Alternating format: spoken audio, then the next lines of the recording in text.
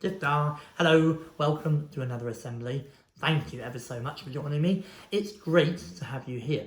Now, I have a list about as long as my arm of birthdays this week, which is amazing. So I'm going to start with that. Happy birthday to all of these people. Zachary, Aidan, Austin, Morgan, Lily and Reese, Corey, Rocky, Vinny, Penny and Flynn. Each of you have a birthday this week and I hope that you have an absolutely brilliant time. Please enjoy and please have a lot of fun. Okay. Now, I would like to say well done to those of you who tuned in to the assembly last Friday, which was all about e-safety, and it was amazing. Some of your comments and your answers to their questions, and also a lot of you watching at home and just doing lots of thinking about what was happening, was really, really impressive. And I know that you're taking a lot of that on board in how you're using your internet and your devices at home. As we always say, you are often the experts when it comes to technology, but your parents are the safety experts. So please make good use of them. If you haven't watched the assembly yet, it's still there on the website, on our website, for you to enjoy. And it was a very special assembly just for Penpal, so very well worth please checking out. All right. Now I thought what we could do in these weekly assemblies is perhaps explore a bit of the world. We're stuck at home, or stuck in and around home at least for the time being, and I thought it would be nice if we can explore some of the rest of the world. So I have here today an ancient Chinese traditional story, and I'm thinking next week we might go to Ireland or possibly to Iraq. If you have a preference, let me know. All right, let's start with this one then. So this is A Rainbow in Silk. This collection of stories comes from lots and lots of stories which were told about the Silk Roads, which is essentially an ancient Chinese trade route. And there's lots of fantastic traditional stories that have come from that tradition. This is called A Rainbow in Silk. There was once a beg, an important ruler, who had everything that any man could have wanted. Day and night he was attended by dozens of respectful servants who bowed low whenever he approached. At his command, they hastened to fetch him cooling sherbets to drink or juicy grapes to nibble on. He rode about the city on a magnificent white horse and admired its orchards and gardens and the fine mosques whose domes gleamed blue and turquoise in the morning sun. His people greeted him warmly wherever he went. At night, sumptuous feasts were laid out in decorated pavilions where charming young girls danced for the beg and his distinguished guests. The treasures were full, the harvests were good. The beg had no foreign enemies to worry about at that time.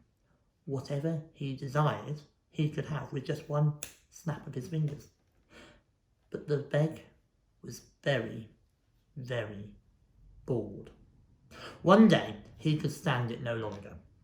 He sent for his tried and trusty adviser, a man who had served him for many years. "I want something new," he said, and tears came to his eyes like a spoilt child. "I'm bored. There's nothing to do anymore."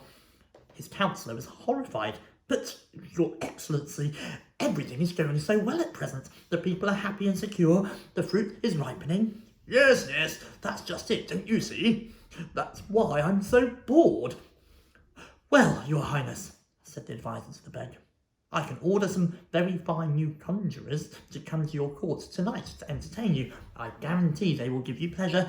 I myself saw them perform only yesterday and—" "Oh, I've seen all their tricks," cried the beg petulantly, jumping up and stamping his foot. Then the counsellor was running out of ideas. He had never had to deal with a situation like this before. He scratched his chin anxiously. "Well," he said miserably, "I really don't know, Your Nobleness." The beg looked at him murderously. He could order the old man to be chopped into pieces for saying such a thing. Nobody defied the beg. Nobody. but he knew he was being unfair. "Oh, if only there was something new to marvel at." "Then think of something," the beg hissed, and turned away. The councillor bowed, then retreated thankfully. What had got into his master? But he didn't dare disobey the royal command. Straight away he summoned all the best artists and craftsmen in the town, all the writers and poets, all the tumblers and clowns, all the stargazers and doctors, and asked their advice. "Frankly," he said to them, "I don't know what to suggest, but please help me think of something." They were all dismayed. It didn't do to have a discontented beg. Angry begs in the past had done terrible things, like chopping people's heads off, so they set to work at once. The stargazers were the first to come up with a discovery. They were ushered into the beg's presence. "We think, Your Highness," they said, "that we have found a new star in the sky. We should like to name it after you." At first the beg was excited. Show me tonight," he said eagerly, but when he saw it, he was disappointed.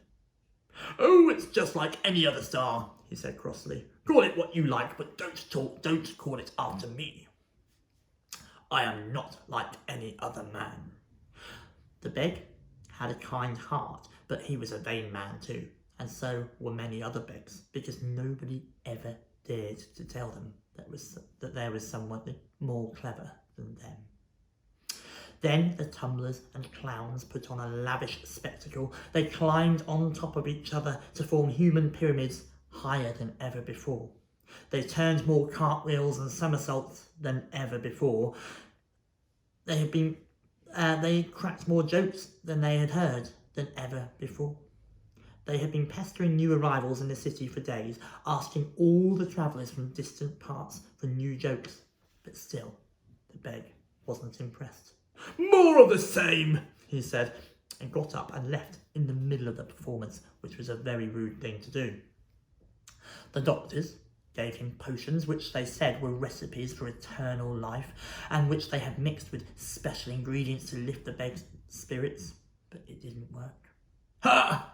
Eternal life! I shan't know, shall I? Not until you're dead and gone." And he gave the doctors such a nasty look that they hurried away, afraid that their time might come sooner than they would like.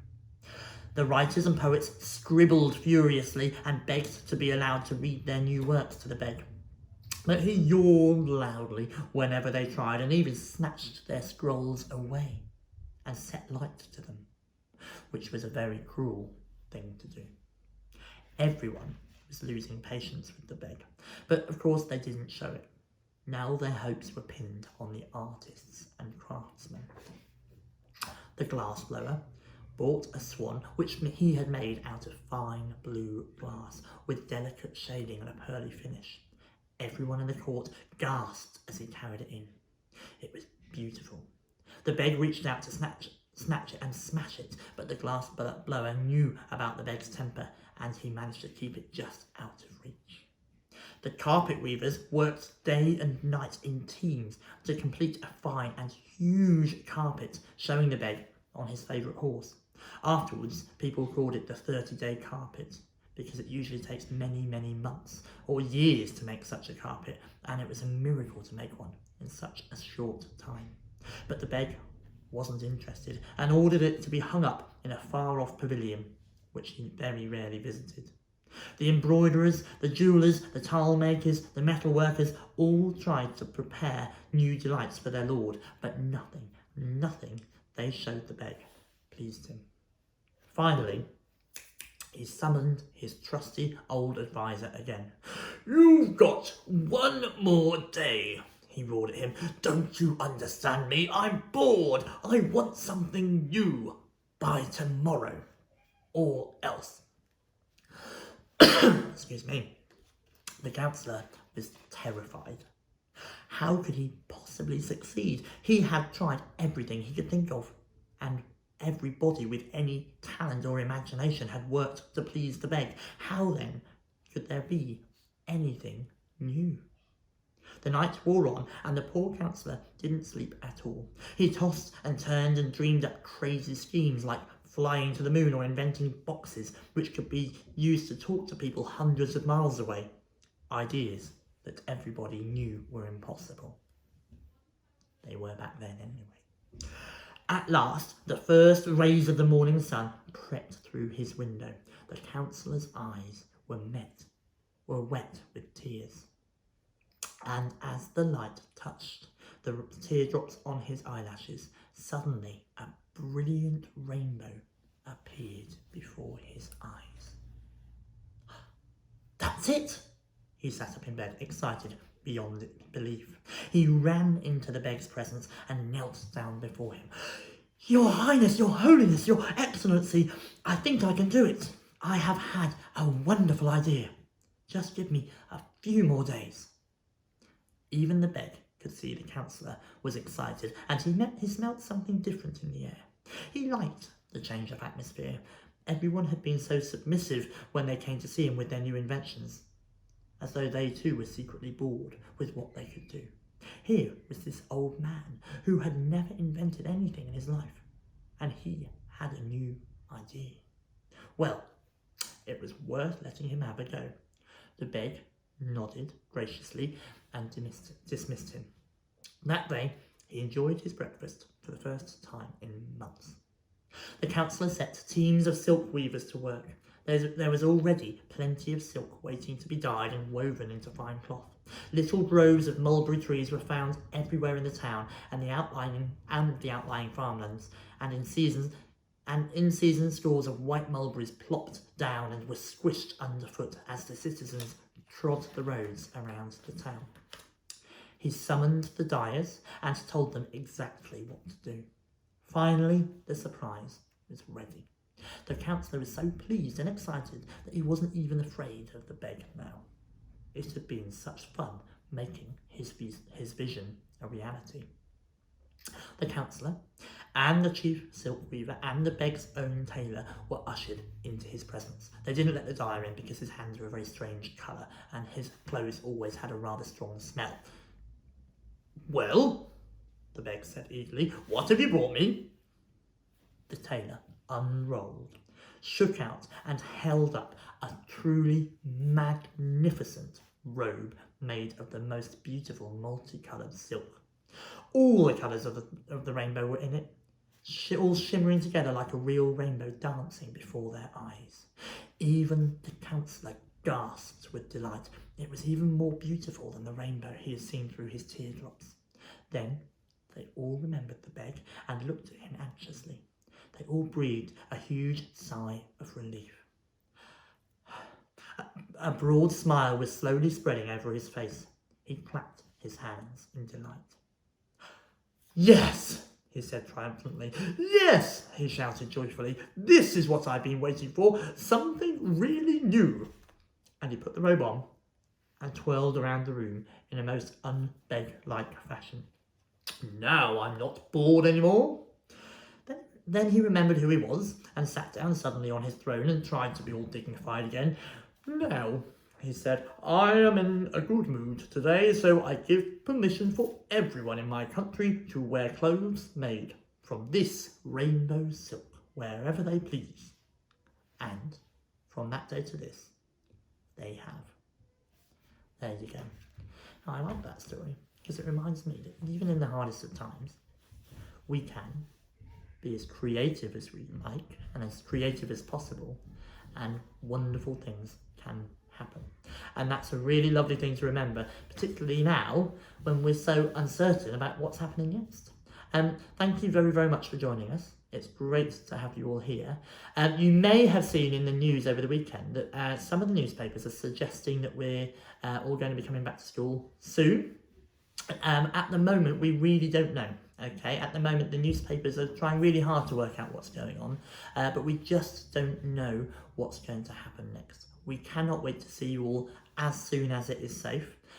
We really, really can't, okay? And we'll keep you as up to date as we possibly can with all of that news, all right? Hopefully by the end of this week, we'll know a little bit more. So perhaps by next week's assembly on Monday, we'll be clearer about what might be happening next, all right? But for now, stay safe, stay well, keep doing all that amazing learning you're getting up to online, and look after yourselves and your loved ones too, all right? Thanks very, very much for joining me. I will see you soon. Bye-bye.